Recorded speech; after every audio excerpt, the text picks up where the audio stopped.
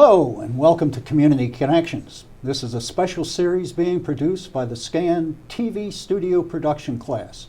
I'm Carl Lilvik and we're here today going to be talking about retirement communities, and I've got as our guest Dan Sims, the Director of Marketing at Seabrook Village, which is an Erickson community, one of many communities. So Dan, when we talk about retirement communities, what kinds are there, and then tell us then a little bit more about Seabrook. Sure, yeah, so there are a few different options that are out there for retirement communities. So the biggest one that you'll find is what's called the CCRC, or Continuing Care Retirement Community.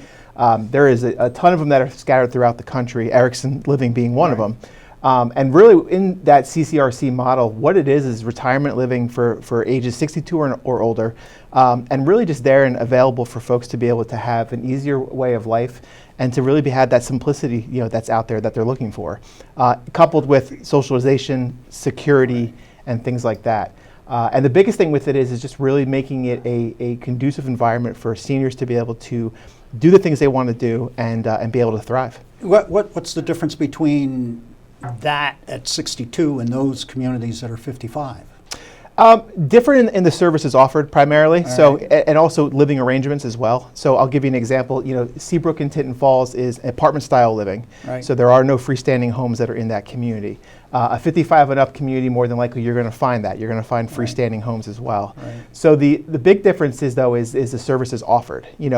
55 and up communities a lot of times are no different than your single family homes that are in any other neighborhood that are out there. The big thing though with the CCRCs is that you have on-site amenities that are right there at your need. So for instance, banks, restaurants that are on-site, activity areas, things like that. And then also too is the care that's available for those residents when they need it. So in a 55 and up community, when you're living in there, really when that help is needed or that time comes that maybe some assistance has to be provided, you're on your own to really figure out what that looks like and where you're going to get it from.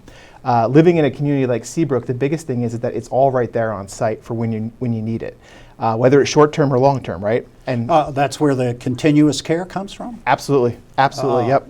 Okay, I was trying to define what continuous care meant. Yeah. So. And that's what you'll find in a CCRC is you're going to find there's everything from independent living, assisted living, skilled nursing, memory care, even on-site respite. So when the time comes or the need comes for that additional care, you're not looking for it somewhere else. It's right there essentially in your own neighborhood, which is great. So do I buy or rent? You rent. You rent. So the great part of that too is that it eliminates that whole buying process. It eliminates the need for a realtor, financing, the exchange of a deed. You rent the apartment, you live in the apartment for as long as you choose to, and then move out when you're ready.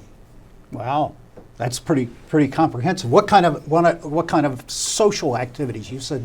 You mentioned that social activities that go on. Yeah, and in most CCRCs, you're going to find activities that range anywhere from creative arts to sports related, to fitness, and then even just support groups and things like that. Continual learning education is a big one as well, but it really comes down to the resident body to figure out what those activities look like. Yeah. Seabrook, I can give you an example, has over 100 clubs and activities that are on site. Wow. We do over 700 activities in a given month, but it's all driven primarily by the residents. How many residents do you have at Seabrook? We have over just about 1,100 residents right now that live at Seabrook. Wow. But what comes down to it, which is great, is that they really decide what is the lifestyle like there, what is the social atmosphere like, and then the employees of the community are there to help drive those initiatives and those efforts. Got a rough number of how many employees? I'm just trying to scope how many people it takes to take care of 1,100. Yeah, so for Seabrook, I mean, we are larger than most. We have over 1,040 apartments that are there on site.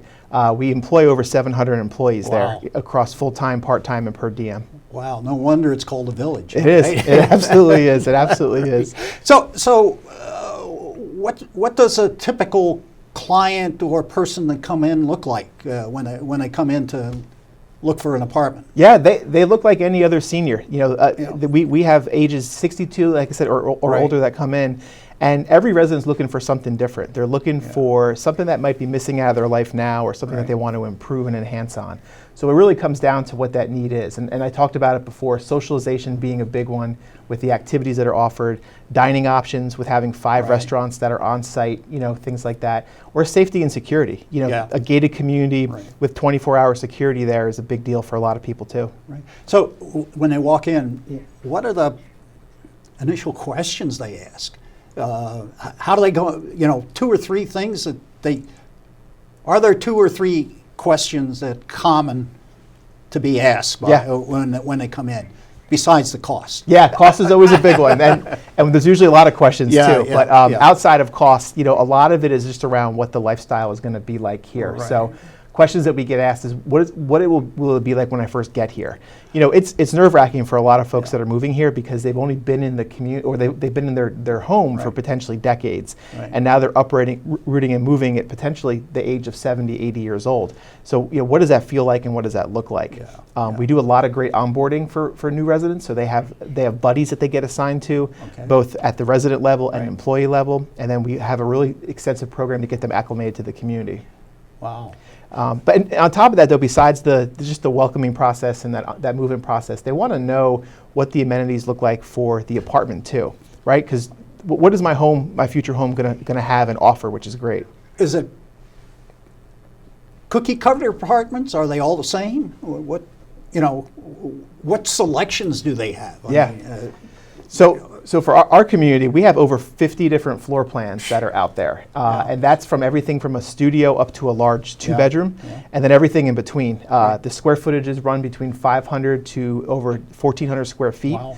And the residents have the ability to customize those as they like. So they move into these totally almost, can't call it brand new because they've been lived in, but have been fully renovated and modernized before they ever move in. So granite countertops, laminate flooring, recessed lighting, everything that you would have in a more modernized home now are in these apartments too. Are you finding many people are moving from this immediate area, or what's the capture area, I guess? Sure, yeah. So for Seabrook, we see quite a few residents come from out of state as well, and a lot of it are retirees that are coming back home, that might have went and retired in Florida, in the Carolinas, those areas. But about 80% of our resident base is from Ocean and Monmouth County. Wow. So they're neighbors, they're friends of yours, or even family that have moved to our community over the years. Right, and they know their way around. They do.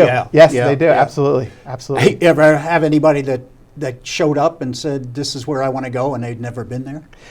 It does happen periodically, Really? which is, so most recently, and our resident advisory council president was actually one that did do a lot of the exploration and understanding of the community from out of state before ever coming here, and actually had walked through virtually the apartment before ever actually committing to it and taking the next steps. What, you had someone go walk around with a FaceTime? We do. Is that right? We do that quite often, So, because we have people from out of state that come in, and they want to understand and learn about the community. So our sales counselors will actually do a virtual tour, and we'll show them virtually what the clubhouse looks like, the apartments, and things like that. So is there a time frame? I guess everyone is different. When do I know that I'm ready to move into Seabrook or a similar community? Sure. So timing is different for everybody. We see residents that move in for a variety of reasons. Changes in health, changes in lifestyle can cause that. Changes in their relationships with their spouses, or just looking for a different change of pace. But we have a lot of different programs that are out there for people to be able to get acclimated to the community before ever making a move there. So it's a great way to really learn about what's out there and available well before ever getting committed, to actually making that move.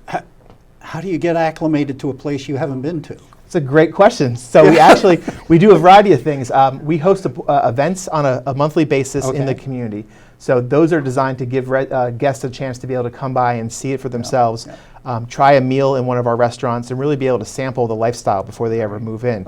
We even do an overnight program. So what better way to figure out, is this the right place for me, than to actually come in and stay a few nights and really understand what it's like as to be a Seabrook resident. Wow, that's interesting. It is. It really is. So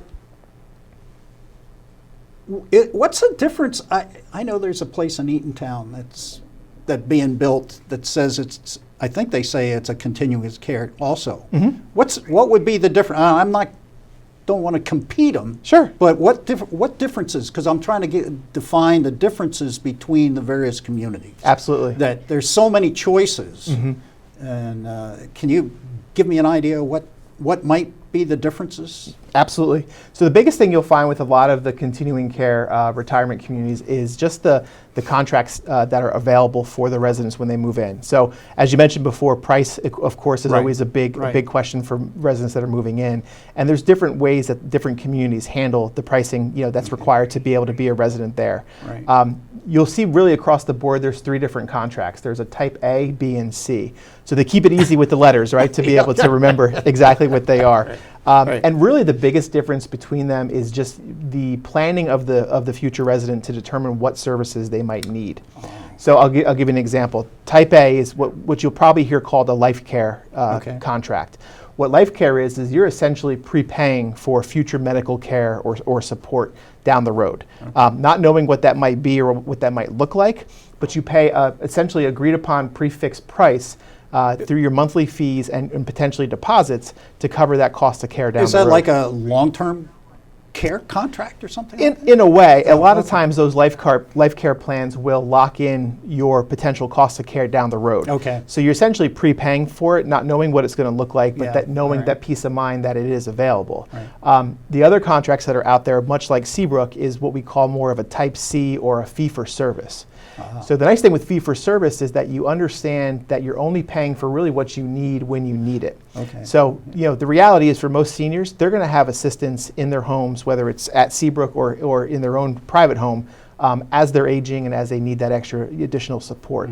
You don't know what you need until you need it more times than not, right? So the nice thing with that is that with our fee-for-service model is you're paying a very baseline, a very cheap and effective cost to be able to live in the community while you're still able to care for yourself and not need maybe that additional support. And then as the time comes that you need it, it increases. I suspect there's some kind, and I don't know what the details would be on some kind of financial condition they have to be in when you say come on in. You got to be able to sure that they can pay the rent, right? Yeah, it's important. It's it's you go through important. that. We do, process. And we want to make sure really everybody's comfortable. That's the biggest thing at the end of the day. And what we're trying to avoid is somebody living above their means based on what their financial abilities are and what the cost might be to live there. Okay, good. Well, I think we're getting down here pretty close, Dan. Okay. Is there anything in particular that I didn't cover that we should talk about? No, I think we kind of touched on all the bases: dining, social, activities, the cost structure, things like that. How? You said apartment living. Is it at Seabrook? Apartment buildings? Is that what you've got? It is, yep. So we have 8 residential buildings that are on the community grounds. We sit on almost 100 acres. And those 8 residential buildings are either 5 or 7 stories tall, depending on which one you're looking at. Well, that's a little different than what I've seen in the neighborhoods, that they're on small plots. You're talking about 100 acres? That's a lot of walking room. There's a lot of walking room. It also leaves a lot of room for activities, which is great. So the amount of things that we offer with like our dog park, our central park, our great lawn, the putting greens, miniature golf, gives us that that room to be able to host those things. Yeah, well, that's good. Well, Dan, thank you very much. I appreciate you taking your time from your busy marketing office. And it's always nice to have the boss leave for a little bit. It's not bad to get out once in a while, too. Well, thanks, Carl. Thank you very much. We will be continuing our community connections later on, and we'll see you then. I am Vince Bagarosa, volunteer with the Monmouth County Meals on Wheels program operated by Interfaith Neighbors located in Asbury Park. The Senior Nutrition / Meals on Wheels program currently serves over 1,100 daily meals to homebound seniors across Monmouth County. Annually, the program provides a noonday meal to 3,500 senior citizens, a total of 350,000 meals per year. The meals are nutritionally balanced and planned by an on-staff registered dietitian. The program is available for those over 60 years of age and limited number of disabled persons under the age of 60. In addition, A weekend and holiday program is offered on a limited basis to seniors who have no one else to care for them. For the homebound, the Meals on Wheels program provides a vital link to the outside world and the comfort of having someone visit once a day. If you are interested in receiving a daily meal, you can contact Interfaith Neighbors at 732-775-0525. If you are interested in volunteering with meal delivery, please contact the volunteer coordinator at 732-637-2140. Thank you.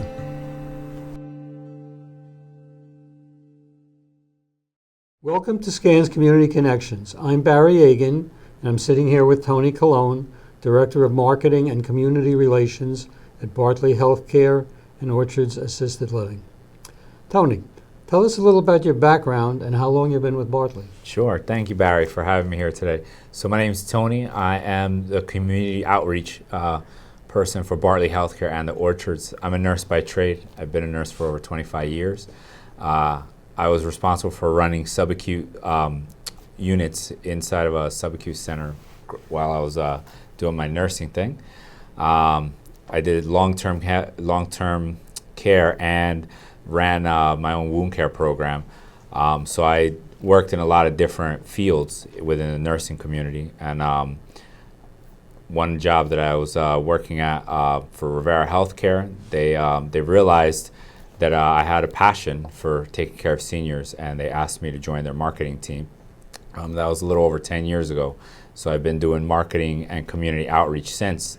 And my passion really is to help seniors. So I go wherever the seniors are, senior centers, a hospital, out in the community, and I try to educate them on all their options on what we can do at a subacute center, long-term facility, and assisted living facility. So I help them across their healthcare journey. Can you outline for us the various services offered by Bartley and the Orchards at Jackson? Absolutely. So the Bartley and the Orchards is it's a very special place. We're on a very large campus in Jackson, and we do all three services. So inside of Bartley Healthcare, we have a subacute facility, and that means when somebody's injured or they're sick and they're not able to get back home right away from a hospital stay, generally they need some kind of rehab before. And if they're, most seniors, they fall into the category of subacute rehab where they're not really able to do more than 3 hours a day of therapy. They would come to a subacute center to get their 3 hours of therapy. So we do physical, occupational, and speech therapy within Bartley. Also, we have long-term care services for those seniors that can't really make it home. Maybe they had like a traumatic accident or a stroke or something like that, and they're just not able to get back home. They would probably qualify for some long-term services, so they would stay in Bartley for long-term care. We have a separate building on the campus called the Orchards Assisted Living, and it's exactly as it sounds. For those seniors that need some help, but they don't really need that 24/7 nursing care, they might want to consider assisted living. We have one-bedroom apartments available to those people that live in the community, and it's all-inclusive pricing, which is pretty special. Most assisted livings, they do kind of like a la carte services, where the Orchards is all-inclusive. So they pay one price for their apartment, and that includes housekeeping, laundry services, the dining staff, medication management, and the care, which is like usually the most expensive part of assisted living. Clients looking for assisted living, they usually have to pay a lot of money for the more help they need, the more they're going to pay. We do all-inclusive pricing, so we're not like beating up these clients for care. We don't nickel and dime them. It's a very special community. I've been with them for about 2 years, and we've grown quite a bit at Bartley. Preferred Care took them over 2 years ago, and they own about 11 centers in New Jersey, and they really value the quality of care and service. So we've really boosted up our Bartley Healthcare and all their services over the last 2 years. So we are a 5-star facility, meaning that CMS, the state agency that monitors Medicare, they come in and do audits every year, and the highest you can get is 5 stars. We're a 5-star facility. Our client satisfaction is through the roof. We're about 5 stars at as well, and we have great outcomes. We usually try to pump out our quality outcomes and patient positive outcomes every week. So anybody that follows our websites, we put out our success stories on there. So clients that come in, they had some kind of traumatic accident and now they're rehabbed and they're doing better. We put a little snippet together and so people can read on their success stories. When I had you given me a tour, and I was very impressed. It's a beautiful facility. I had met several staff members who were very accommodating, and I think you had mentioned that you were doing some renovations currently to update some of the facilities. Yes. So Bartley Healthcare has been there for over 30 years. So the paint hasn't been touched in 30 years, but it was a well-maintained building. They're trying to bring everything up to current. So all the rooms on the subacute side, we have 2 subacute units. They're all been renovated. So it's brand new. It looks wonderful, and they're working their way throughout the rest of the building. So it's going to look probably like a hotel in the next couple months. Okay. What would you say sets your facility apart from other similar type of facilities? Sure. So our facility, we're really passionate about getting people back to where they belong. People come to us from all areas, and our goal is to get people back home. So we really try working hard with the residents or the patients that come to us to try to get them back on their feet and get them back into the community. We don't want to keep anybody. I mean, we have long-term care services there, but we try to get everyone back to where they came from. If they came from assisted living, if they came from home, we try to get them back home, and that's really what we do well. We have many specialty services within our building as well. So we have a cardiac program, pulmonary program, we have wound care program, we have neurology services and infectious disease. And we bring all that in-house so that, our clients coming don't have to keep going back out to appointments. If they have some kind of a setback, we can treat it there in place so we're not delaying their care and setting back their progress. We try to get everybody back home as quick as possible. So that's really what we specialize in. Another interesting question. I was in a somewhat similar facility a few years ago, and their retention rate with their staff was, it was a tremendous turnover from day to day. I never knew who was walking through the door next. Yeah. How is your situation there? Sure. So we have quite a bit of staff that's been there for a very long time. The unit manager on the subacute unit, she's been there for almost 20 years. Our supervisor and the 311, she's been there since probably the beginning of the building opened. So we have quite a bit of staff that's been there for numerous years. We have a lot of new staff. Unfortunately, during COVID, healthcare was decimated. That was that was my experience at the time. Half of the employee workforce walked away, or they retired, or they just decided, I'm not doing this anymore. And so when we came on board 2 years ago, our challenge was to fill that building and bring it back to a safe level. So we're basically at par right now with all our staff, which is awesome.